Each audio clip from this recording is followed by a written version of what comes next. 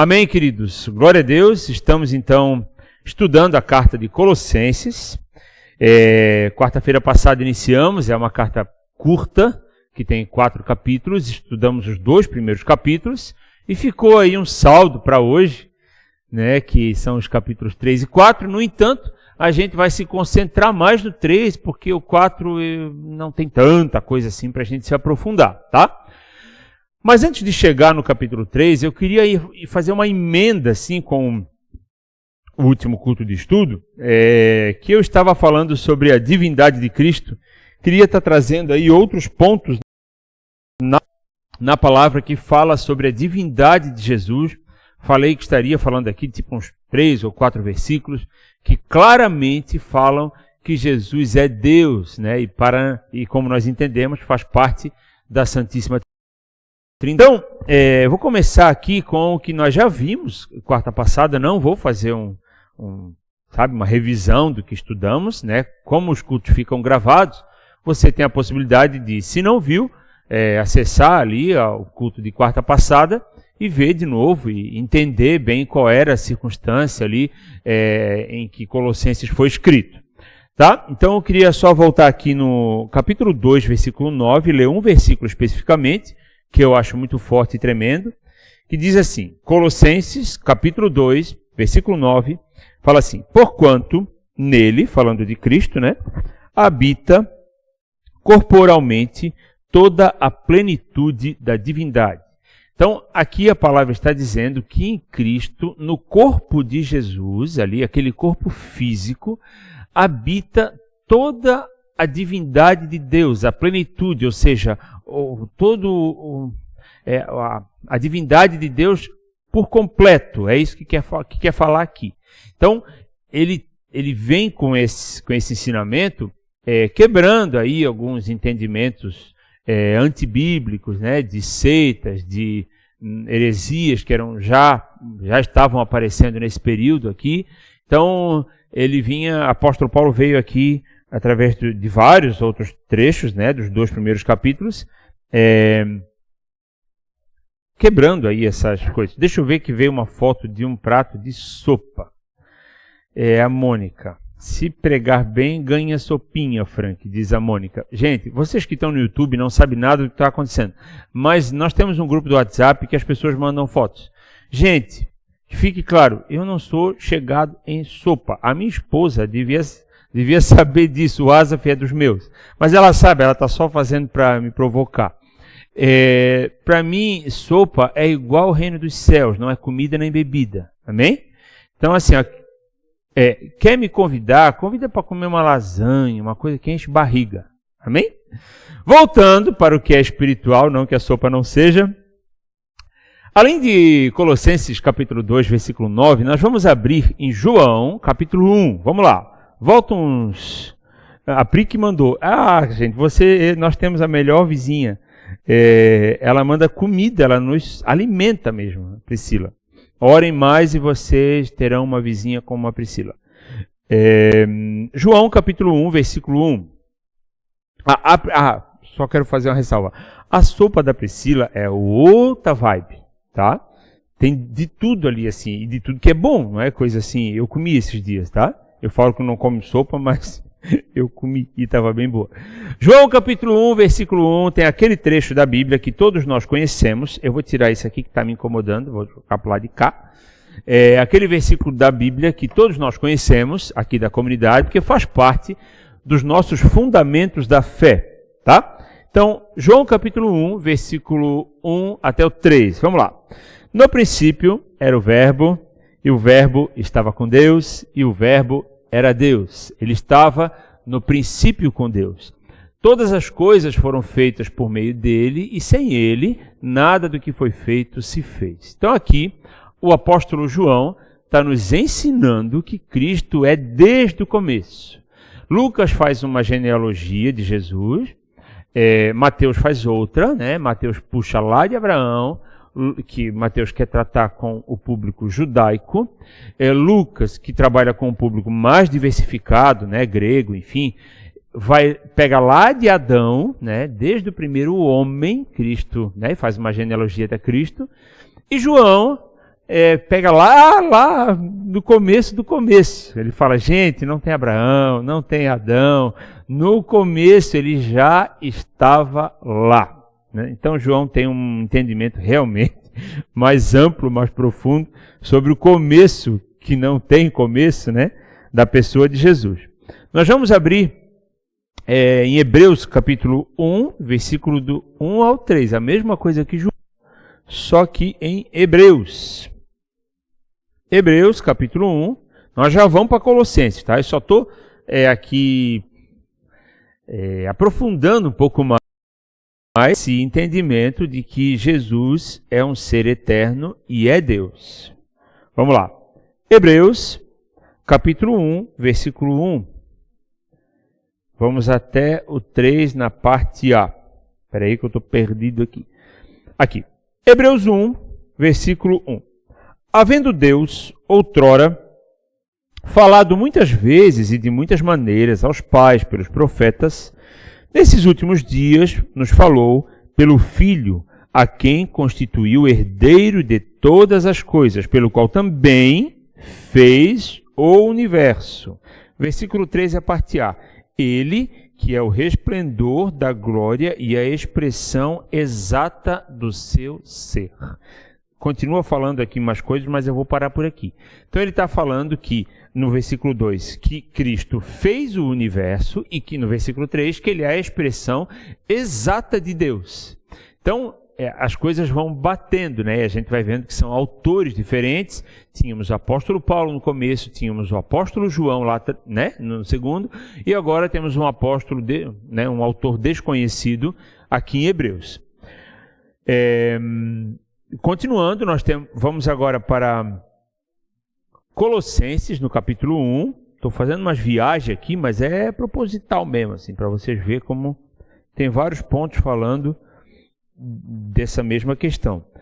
Colossenses, capítulo 1, versículo 15. Tá? Vai para Colossenses de volta, que é o nosso estudo base de hoje. Capítulo 1, versículo 15 fala, ele não. Este é a imagem do Deus invisível, o primogênito de toda a criação. Já falamos sobre isso. Ele é a imagem de Deus. Se alguém quiser saber como Deus é em pessoa, é como Cristo. As características de Cristo, a conduta de Cristo, tudo remete a Deus. Então, quem vê a Cristo, vê a Deus. É a mesma coisa, tá? E aqui quando fala de primogênito, está falando de autoridade e não do primeiro criado, tá? Então, há os direitos e autoridade que um primogênito tinha dentro de uma família. Amém, queridos? Colossenses 2,9 já lemos, e o último, João 14,9. Vamos lá para João de volta. João 14,9. Espera aí.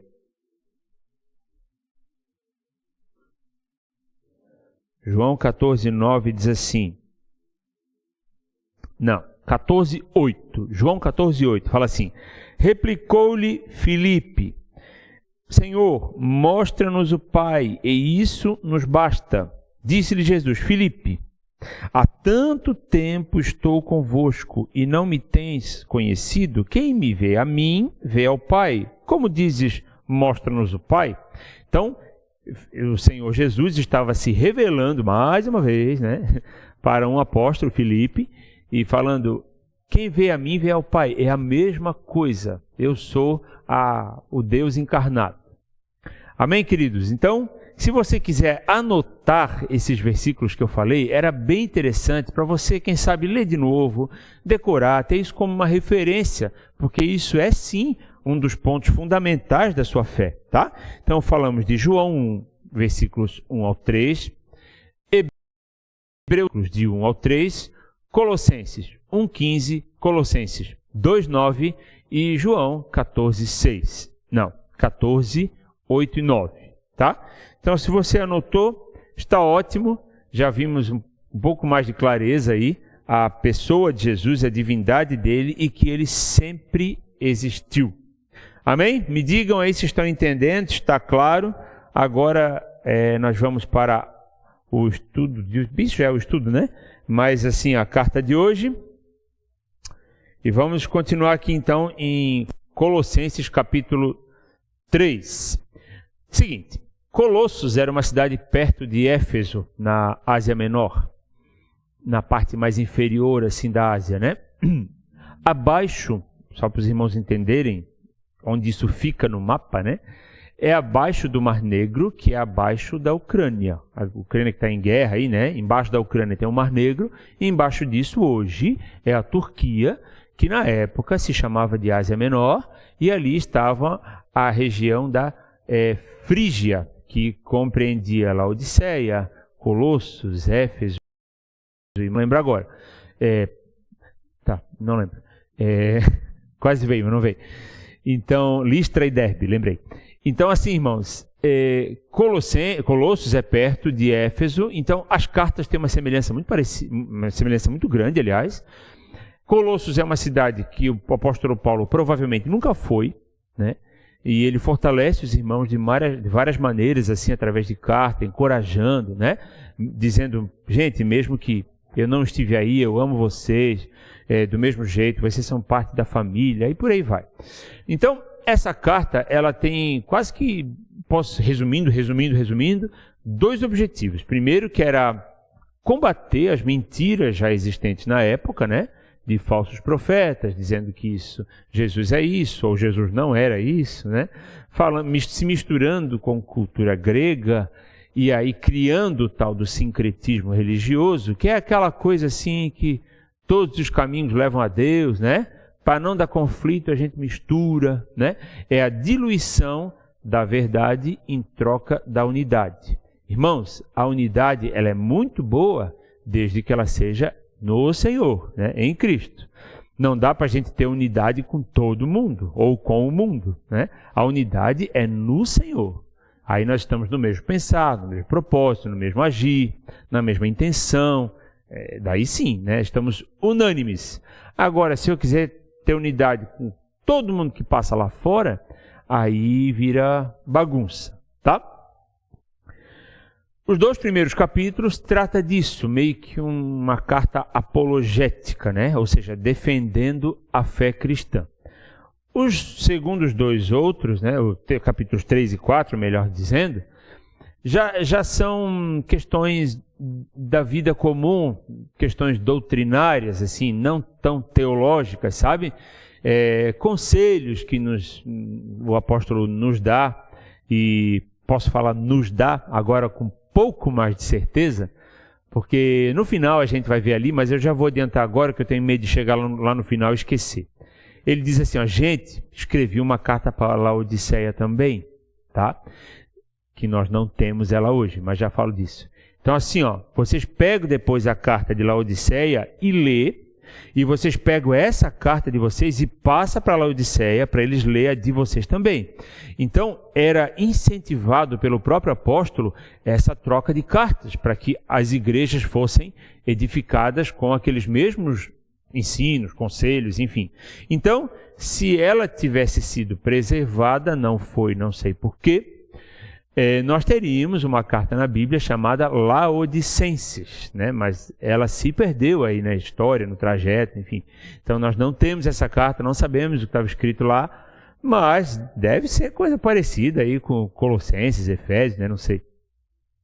Então o apóstolo já incentivava que outras comunidades lessem as cartas umas das outras. Então nós, itajaienses, estamos lendo a carta aos Colossenses bem, porque isso é o que o apóstolo já orientava lá naquela época, tá bom?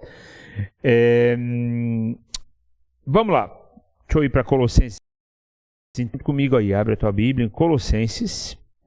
Andei procurando imagem de Colossenses para passar para vocês, mas não tem mais nada lá assim, é um sítio arqueológico, né? Não tem nada, só pedra, mato, areia, pedra, as pedras nem são bonitas. Aí tu vai pesquisar Colossenses, vem uns colossos que são estátuas de outras cidades, daí confunde mais do que ajuda. Então eu achei por bem não trazer nada para não passar informação falsa, tá? Então Colossenses capítulo 3, versículo 5, diz assim, nós vamos ler o 5, o 6 e o 7 agora. Colossenses 3, 5. Bem tremendo isso. Fazei, pois, morrer a terrena, 2 pontos. Prostituição, impureza, paixão lasciva, desejo maligno e a avareza, que é a idolatria. Versículo 6. Por estas coisas é que vem a ira de Deus sobre os filhos da desobediência.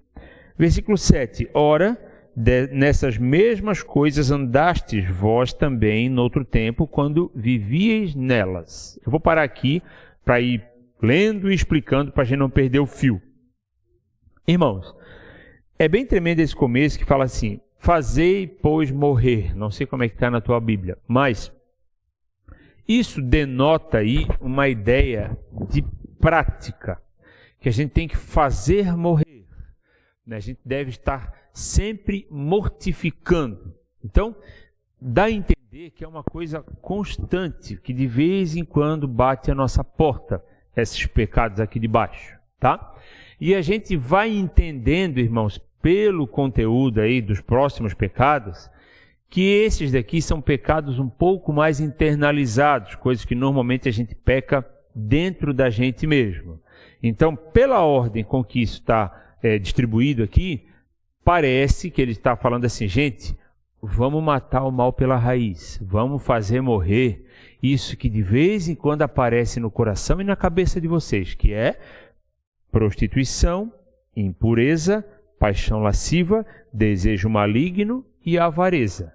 Então, ele está dizendo, gente, provavelmente a pessoa pecava nesses pecados aqui em pensamento. Claro que alguns chegam a ser concebidos, por exemplo, prostituição. Mas a pessoa não simplesmente assim acordou de manhã, tomou café, né, e me prostituí rapidinho ali, né? Não é assim, essas coisas aparecem primeiro como uma seta maligna, vem na mente, né?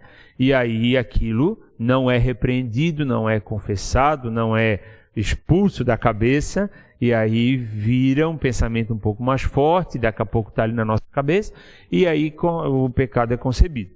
Então ele está falando, gente, vamos fazer até os pensamentos, né? Até as primeiras sensações, assim, as primeiras intenções, já vão ir matando, porque assim a gente vai ter vitória lá na frente. Nós vamos continuar lendo, vocês vão entender, tá? Então, esses 3 versículos falam disso. E ele diz assim, gente, eu sei que vocês lutam contra isso porque anteriormente vocês viviam na prática desses pecados. Então, assim, é didático o negócio mesmo. Tem que de vez em quando estar fazendo morrer, porque se a gente relaxa assim, né, ou solta as rédeas, o pecado vem de novo, bater a porta e oferecer, né, o diabo vem oferecer o pecado. Se a gente está desprevenido, aí acaba caindo. Amém? Versículo 8, nós vamos ler do 8 até o 11 agora, tá? Agora, porém, despojai-vos igualmente de tudo isto: ira, indignação, maldade, maledicência, linguagem obscena do vosso falar. Não mintais uns aos outros, uma vez que vos despistes do velho homem com os seus feitos, e vos revestistes do novo homem que se refaz para o pleno conhecimento segundo a imagem daquele que o criou, no qual não pode haver grego, nem judeu, circuncisão, nem incircuncisão, bárbaro, cita, escravo, livre, porém Cristo é tudo em todos. Aqui tem um monte de ensinamento. Mas ele fala, gente, sobre tirar a roupa e colocar a roupa, mais ou menos. Vestir-se e desvestir-se, né? Despojar-se. Então, ele fala isso algumas vezes. No versículo 8 ele fala, despojai-vos dessas coisas, né? Vou ler de novo. Agora, porém, despojai-vos igualmente de tudo isso. Daí ele vai falando de pecados que já aparecem um pouco mais, assim, nas nossas atitudes, né? Que são ira, indignação, maldade, maledicência, linguagem obscena no vosso falar. Não mintais, né? Ou seja, a mentira. Por enquanto é isso. Então ele está falando o quê? Gente, vamos cortar o mal pela raiz. Quando vinha o pensamento, mortifica.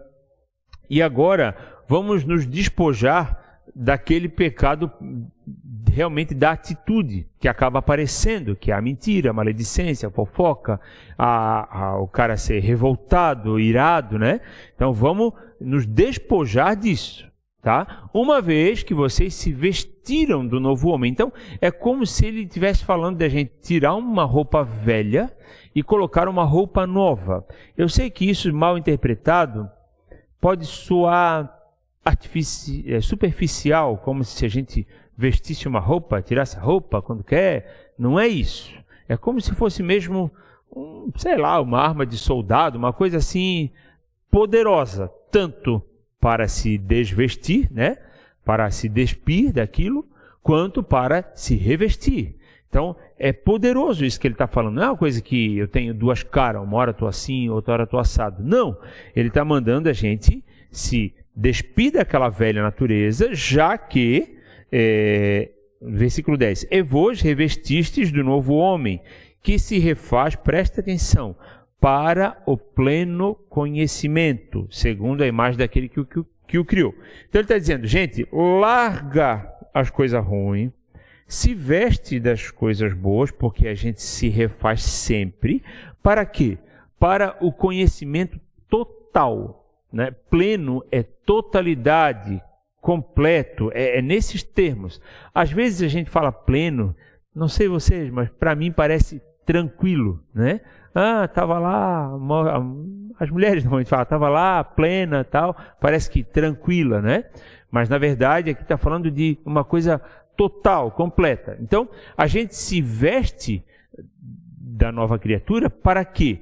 Para se refazer, se refaz para o pleno conhecimento, para ter um conhecimento completo. Eu sei que Deus é tão grande, tão gigante, tão maravilhoso, tão infinito, que nunca, nunca, nunca nós vamos ter o conhecimento completo de Deus, né? Porque tem coisas que Deus...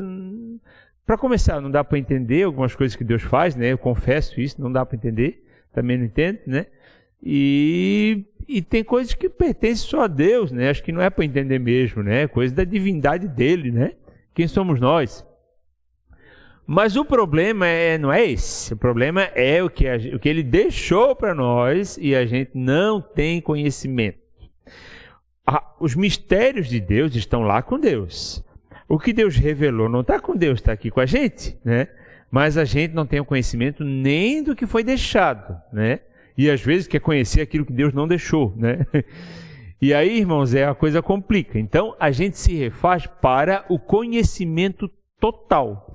Então, é importante a gente ter essa inquietação de estar aqui, inclusive, num culto de quarta, querendo aprender mais. Eu sei que essa palavra não é para vocês, porque vocês estão aqui no culto de quarta, né, vendo?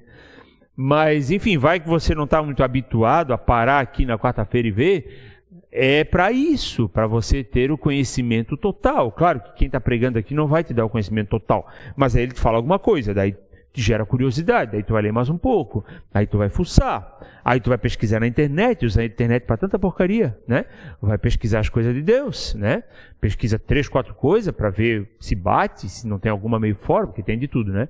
Então, irmãos, nós temos muito mais capacidade de entender as coisas de Deus do que imaginamos. E a gente se acomoda naquela coisa de que, não, isso aí não, né? Não é para mim e tal.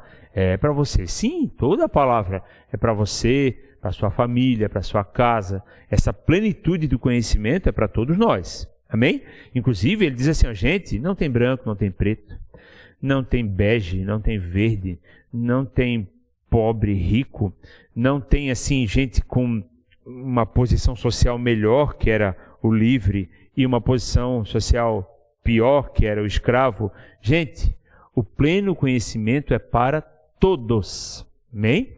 Todos mesmo, todos, qualquer pessoa que se dedicar e quiser ter comunhão com Deus através da palavra, do conhecimento, da oração, ela vai ter, amém? Porque Deus não é assim.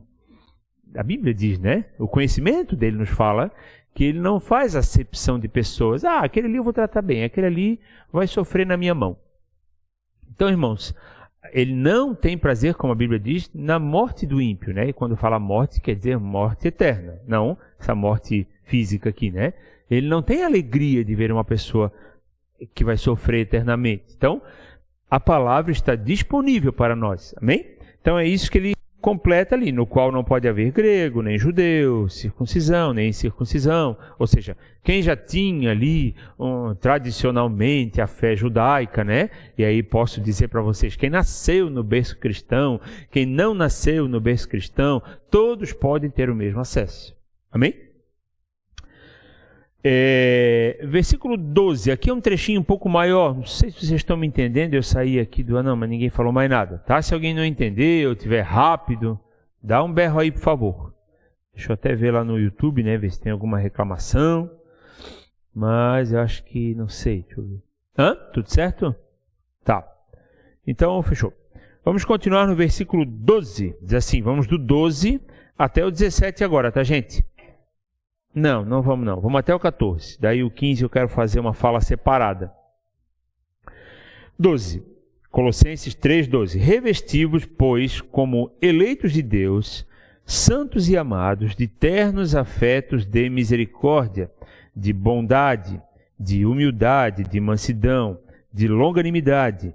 Suportai-vos uns aos outros, perdoai-vos mutuamente, caso alguém tenha motivo de queixa contra outrem. Assim como o Senhor vos perdoou, assim também perdoai vós. Acima de tudo, isso, porém, esteja o amor, que é o vínculo da perfeição.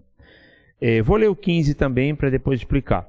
Seja a paz de Cristo o árbitro em vosso coração, a qual também fostes chamados em um só corpo, e sede agradecidos. Irmãos, assim, aqui é tremendo, que ele está falando assim das virtudes do novo nascido, né? Do nascido de novo, melhor dizendo.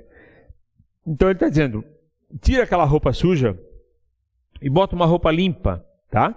Que tem, o que tem nessa roupa, né? Ternos afetos de misericórdia, bondade, humildade, mansidão, longanimidade. Então, tudo isso que eu e você sabemos que é muito difícil, segundo a nossa carne, está disponível para nós. A gente só precisa aceitar, né? Que a palavra está aí e é para nós. E às vezes a gente prefere não aceitar e se esconder atrás de um costume ou de uma coisa que, enfim, a gente acha que não tem remédio. Irmãos, vamos nos revestir e para quê? Daí ele fala, suportai-vos uns aos outros, como o Roberto explicou no domingo aqui sobre segurar o irmão. É segurar, não é aturar. Às vezes é aturar também, mas na palavra está falando de ser suporte, não de aturar, tá? E perdoai-vos mutuamente, tal, caso alguém tenha alguma queixa contra outra pessoa. Do mesmo jeito que o Senhor te perdoou, perdoa também. Então, essa informação quebra toda objeção, né? Quando a gente vê, não, mas isso aí eu não vou perdoar, pelo amor de Deus, olha o que o cara fez, né? E aí quando tu lembra que você recebeu o perdão de Deus, né? De um jeito tão forte, tão tremendo, tão... não dá nem para explicar, irmãos, né? Tão grande, tão profundo, igual aquela música, né? Tão profundo, tão imenso e tal. E irmãos, não tem como a gente reter o perdão contra outra pessoa. Amém? E aí o versículo 15, ele vai falar de uma coisa assim, que muitas vezes nós entendemos errado, e posso me incluir nisso, né? Eu entendi esse versículo errado por muito tempo, né? Esse versículo fala assim, seja a paz de Cristo o árbitro em vossos corações. Deixa eu continuar aqui.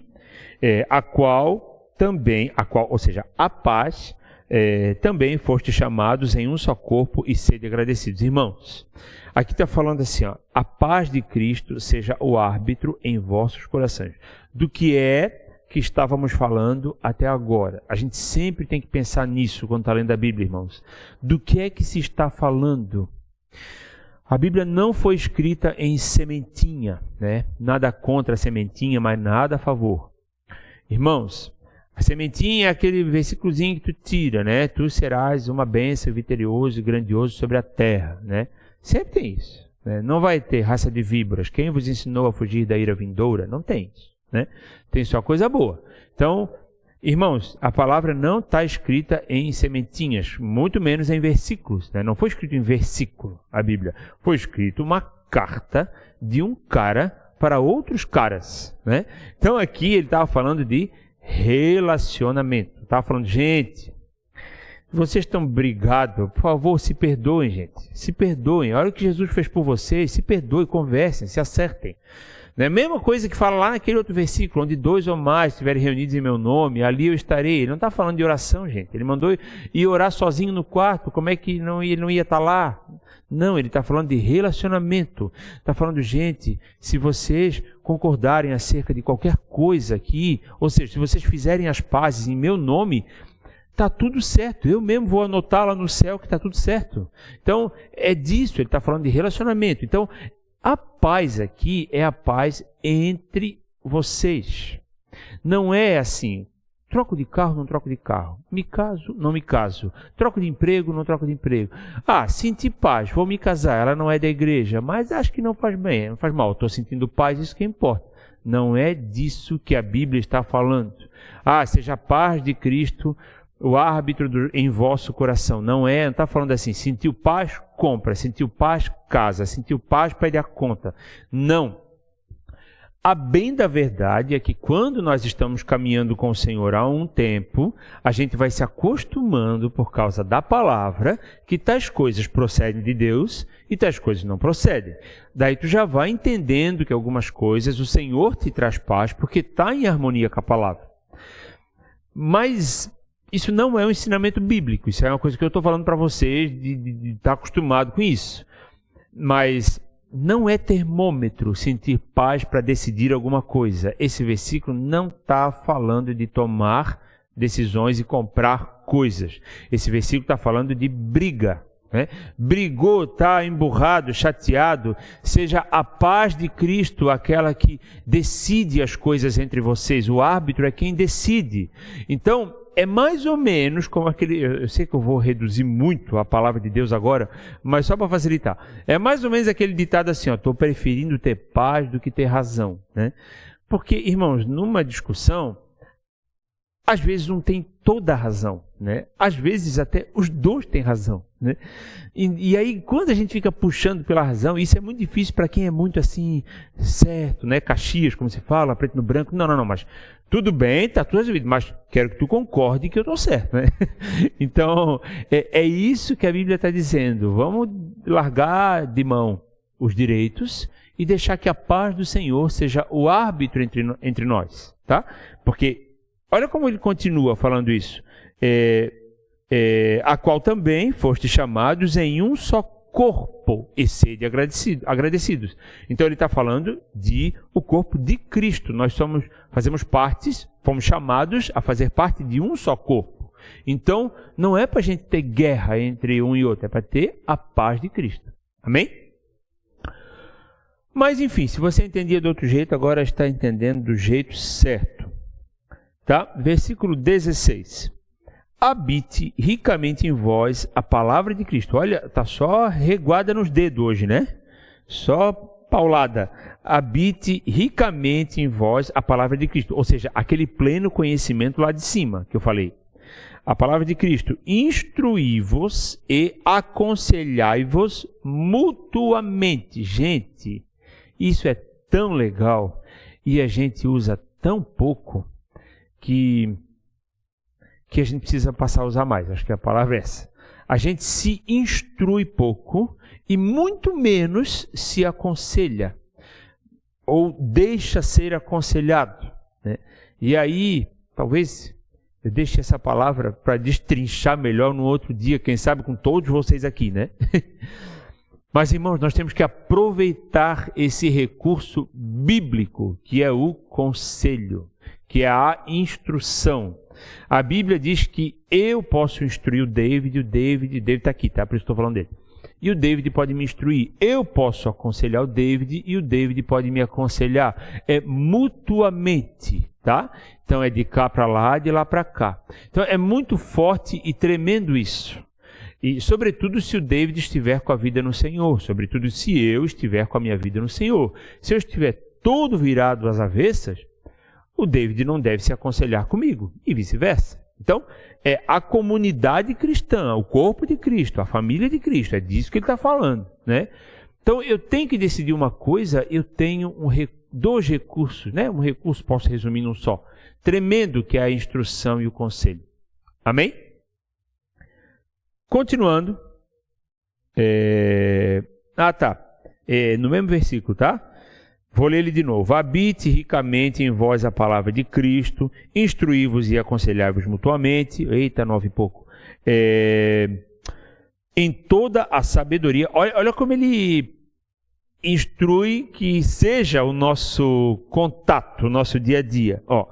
Em toda a sabedoria, louvando a Deus com salmos e hinos e cânticos espirituais, com gratidão em vosso coração, e tudo que fizerdes, seja em palavra, seja em ação, fazei-o em nome do Senhor Jesus, dando por ele graças a Deus. Irmãos, aqui está mostrando uma vida assim mega super espiritual, né? Parece as pessoas saltitando, cantando, salmodiando, né? E a gente sabe que a vida comum, prática, não é assim. A gente se junta para comer, normalmente, né? Que seja pão com ovo frito. Mas as reuniões são para se alimentar, né? Mas que ali, irmãos, haja palavra de Deus, que haja conselho bom na palavra, que haja alguma coisa de edificante, né? Que a nossa vida prática remeta ao que o Senhor instrui. Amém?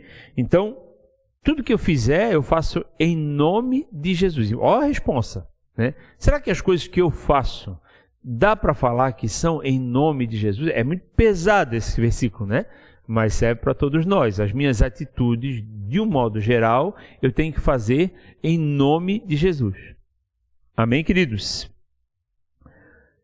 Agora, nós vamos...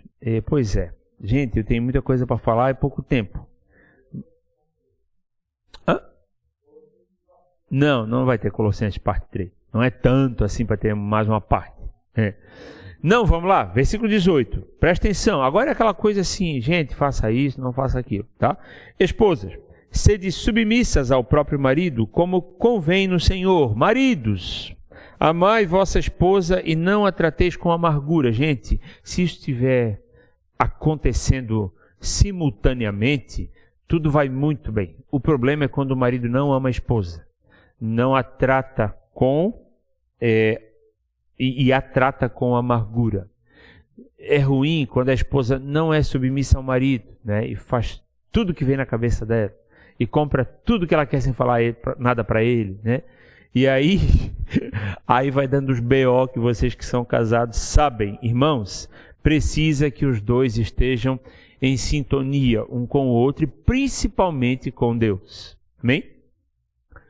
O amar aqui, ele está falando de agapoa, que é o verbo amar. HP seria o amor, né, o substantivo. E agapoa, acho que é isso, é o verbo, né, enfim. Então ele está falando do amor de Deus, né? Nós, homens, temos que ter o amor de Deus pelas nossas esposas. Não preciso dizer para vocês que o amor de Deus não é somente passar a mão na cabeça, né? Inclusive, não é passar a mão na cabeça, né? O amor de Deus é tratar com respeito, com entrega, com todos os recursos que ele tem, com doação e tudo mais, mas também é corrigi-la quando é o caso, dizer, esse caminho não é bom, vamos rever isso, precisamos fazer isso de novo, precisamos começar do zero, não sei, né? Mas é papel do homem dar propósito divino para a mulher. Vocês queiram ou não. Parece que é o contrário, né? Parece que é a mulher que tem que carregar a casa espiritualmente. Assim, pelo que se vê, né? Mas não é isso não, né? É o cara quem conduz a casa no Senhor. Então, fica aí essa dica. Quem quiser saber mais, venha nos cultos de casais que a gente só fala disso. Versículo 20. Filhos, em tudo obedecei a vossos pais, pois fazê-lo é grato diante do Senhor. Vou continuar para falar dos dois juntos. Pais, não irriteis os vossos filhos para que não fiquem desanimados. Então, é sempre nas duas partes, né? Vocês veem que o Senhor não cura relacionamentos de forma milagrosa.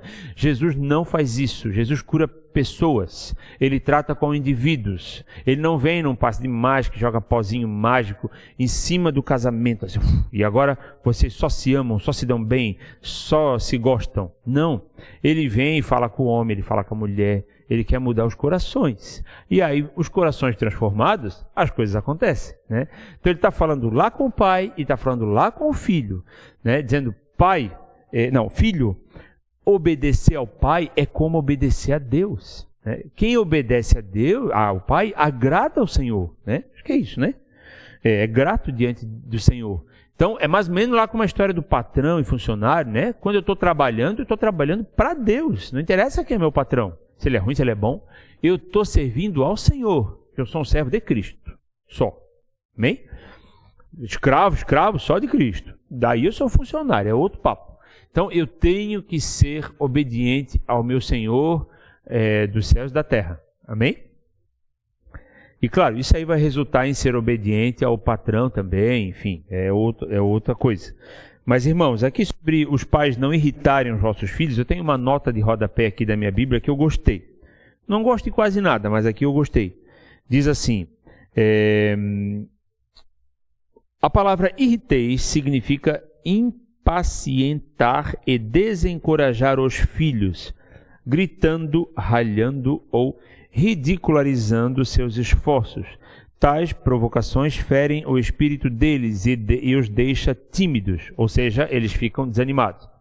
Então, irmão, se é para corrigir, corrige no Senhor.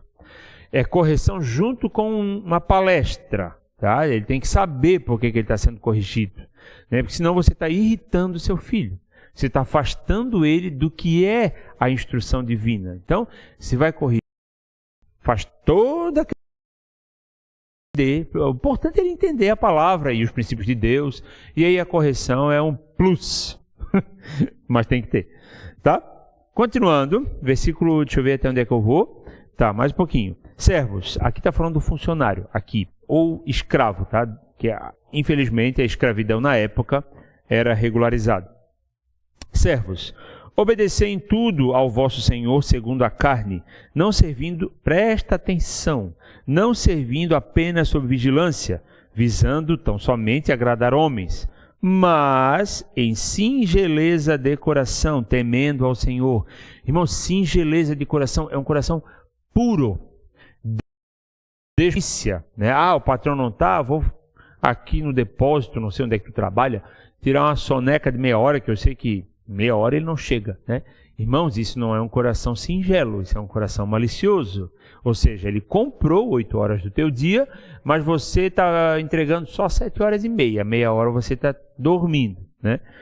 E aí, por dormindo, entende-se ficar no celular, né? Matando tempo, conversando, fazendo qualquer coisa que não seja trabalhar.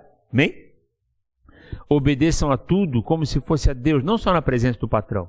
Inclusive, quando ele não tiver, trabalha mais ainda, para provar para ti mesmo que tu serve a Cristo. Amém? 23. Tudo quanto fizerdes, fazei de todo o coração, como para o Senhor, não para homens. 24. Cientes de que recebereis do Senhor a recompensa da herança. A Cristo, o Senhor, é que estás servindo. Gente, a Bíblia parece que ela foi escrita ontem. É tão claro, irmãos, e fala tanto com a gente, todo mundo que ou já foi funcionário, eu creio que foi tocado agora, porque eu já fui funcionário, já deu muita vontade de matar serviço, né? Mas já era cristão, né? Só 2 anos eu fui funcionário e não cristão, depois me converti, então a maior parte do tempo eu já era cristão e sabia que era errado. Então, irmãos, a palavra ela é muito útil e atual, então nós precisamos nos encher do pleno conhecimento. Amém? Eu sei que falta um capítulo ainda, mas esse capítulo é bem rapidão. Então fica aí comigo 10 minutos, vai dar 9:25 mais ou menos no total. Ninguém morre, tá? Tenho certeza que vocês estão debaixo das cobertas.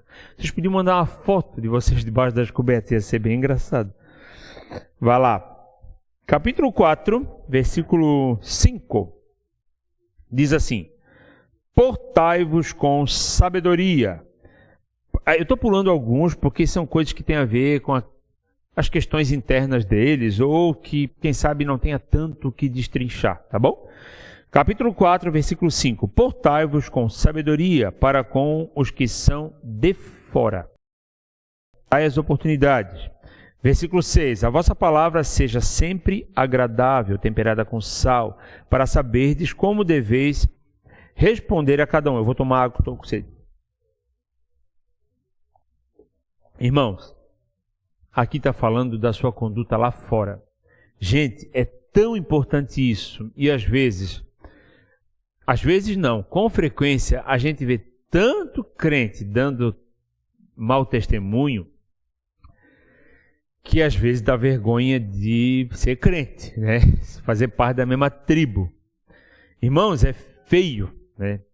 Principalmente assim, ó, na contratação de serviços, né? Tu contrata uma pessoa e acha que tem o direito de desprezá-la porque ela está te servindo de algum jeito, irmãos.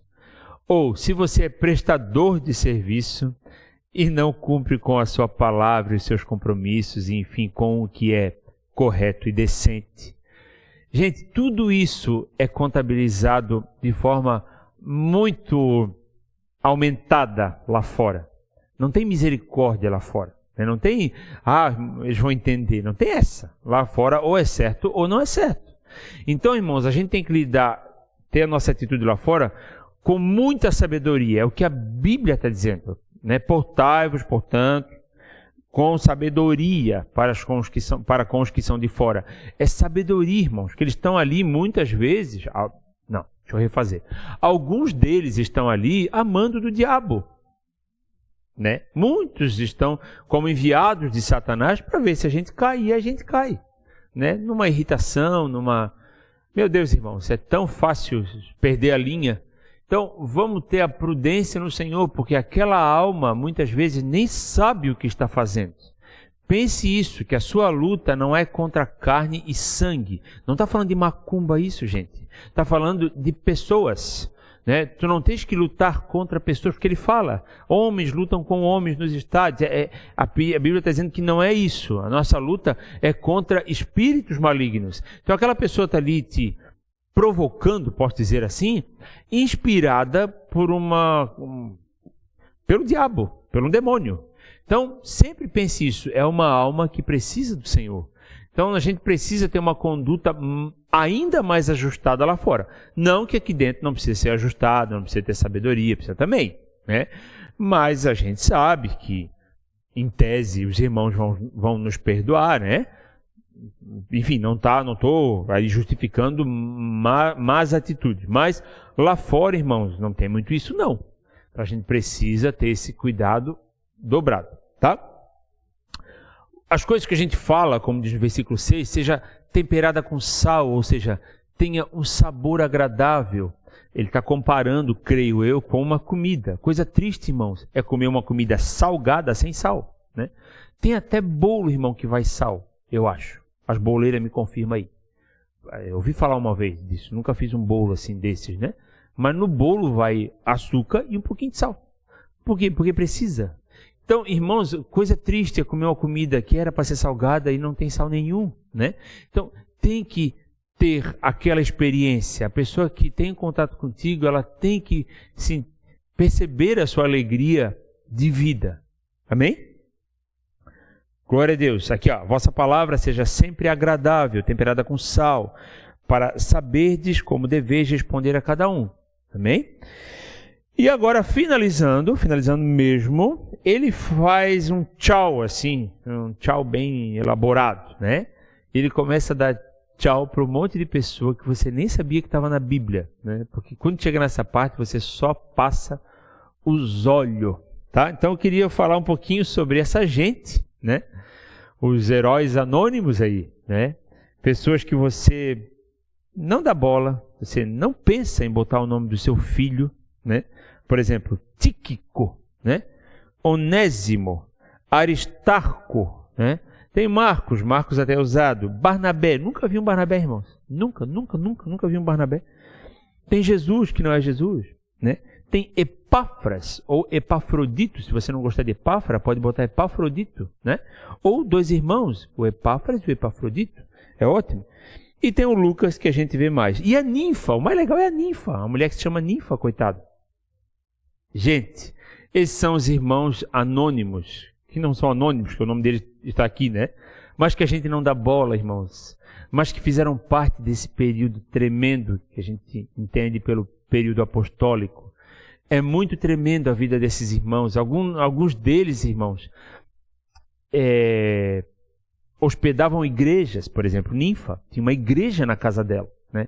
Essa irmã era muito importante, porque se ela fosse pega, quem sabe, na época da perseguição, poderia ser morta. Era tudo meio escondido. Quantos tinha na igreja de Ninfa? 15, vamos dizer? Não sei, né?